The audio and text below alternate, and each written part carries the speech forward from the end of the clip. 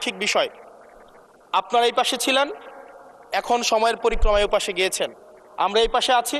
যদি জনগণ চায়, আমরা যদি মানুষের ম্যান্ডেট নিয়ে এগিয়ে যেতে পারি, তাহলে সময়ের পরিবর্তনে এই সিট পরিবর্তন হবে। 17 বছর ধরে যারা নির্যাতিত নিপীড়িত হয়েছে তাদেরকে স্মরণ করতে আমরা লজ্জা পাই মাননীয় স্পিকার। তাদেরকে মুখ দেখানোর আমাদের জায়গা নাই, আমরা তাদেরকে কিছুই দিতে পারি নাই। প্রধানমন্ত্রী যিনি আছেন, মাননীয় প্রধানমন্ত্রী, ওনার সন্তান যেই প্রজন্মের, আমরা একই প্রজন্মের, আমাদেরকে ধারণ করার চেষ্টা, আমি চাইবো আপনারা সবাই আমাদেরকে ধারণ করার চেষ্টা করবেন। এই সংসদে বসে, এসি রুমে বসে, এসি গাড়িতে চলে, মিনিস্ট্রির এসিতে বসে, বাসার মধ্যে 24/7 আনইন্টারাপ্টেড ইলেকট্রিসিটির মধ্যে থেকে জনগণের সমস্যা বোঝা যায় না। সংসদে যখন আমরা দাঁড়াই, আমরা জনগণের সমস্যা অনুধাবন করতে পারি না।